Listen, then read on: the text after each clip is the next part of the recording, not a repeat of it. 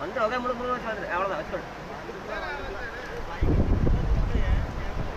okay ஜமா கேட்சா அவ்வளோதான் வந்தாச்சு வாங்க அவ்வளோதான் பாருங்களா இப்படி வந்து அப்படி ஈஸியாக வருது அது போய் பொறு பொறுவேன்